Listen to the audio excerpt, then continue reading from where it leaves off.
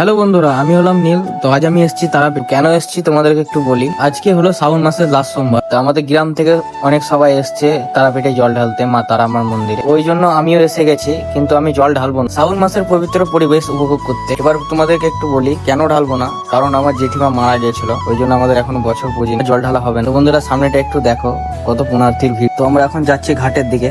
তো ঘাটে যাই, তারপর তোমাদের সঙ্গে দেখা হচ্ছে।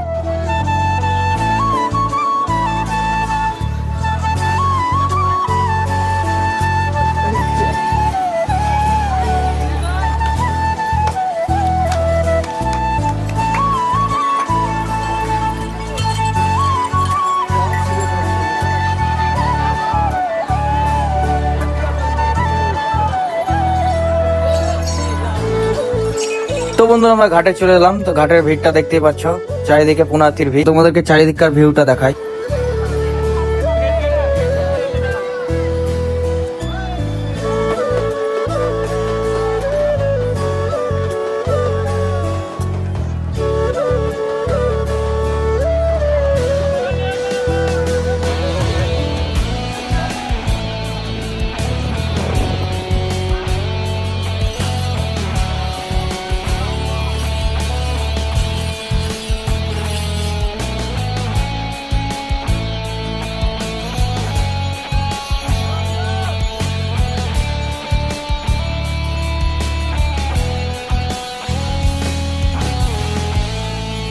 তোমাদের জল ভরা হয়ে গেল, আমরা এখন যাচ্ছি বাড়ির উদ্দেশ্যে। তো তোমাদেরকে একটা কথা বলি, তোমাদের তারাপীঠে জল ভরে এখানে ঢালা হলো। তোমরা এখান থেকে জল নিয়ে যাব আমাদের গ্রামে 40 কিলোমিটার পায়ে হেঁটে।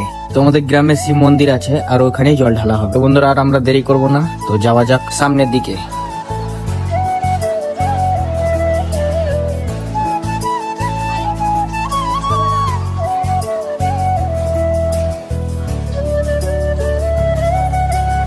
তোমরা তারাপীঠ থেকে বেরিয়ে গেলাম, আর এটা হচ্ছে আটলা মোড়।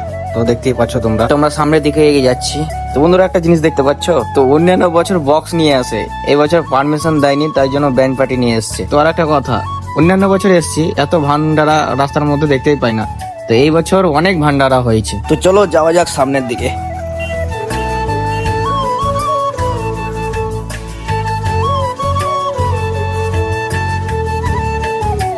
তো বন্ধু, আমরা চলে এলাম ওয়েলকাম গেটে তারাপীঠে। ভিড়টা দেখো, পুনাতির জায়গায় শুধু টোটোর ভিড়। আমাদের বীরভূমে যতগুলো মানুষ নেই, ততগুলো টোটো হয়ে গেছে। কি আর করার আছে বলো। ভিড়ের পাশ দিয়ে তারাপীঠে ওয়েলকাম গেটটাই দেখ না একবার।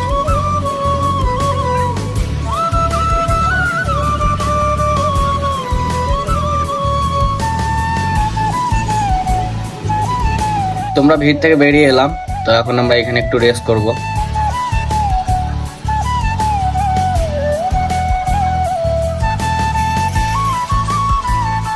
তো বন্ধুরা, কেলো হয়ে গেছে, দেখতে পাচ্ছ বৃষ্টি পড়তে লেগেছে, আর আমরা এখানে দাঁড়িয়ে গেলাম। আমরা আগে ছিলাম, যাওয়া চলে এসেছি এখানে। তো বৃষ্টি ছাড়াও তারপর সামনের দিকে এগোবো।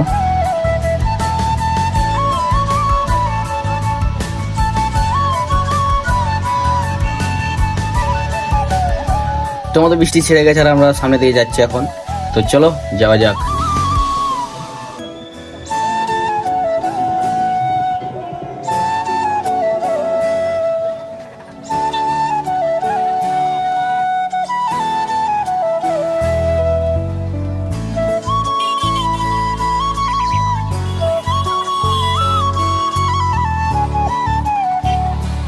তো বন্ধুরা, আমরা মুন্সিপায় চলে এসেছি। তো দেখতে পাচ্ছ সামনেটা যেরকম। তো চলো সামনে দেখাচ্ছি তোমাদেরকে।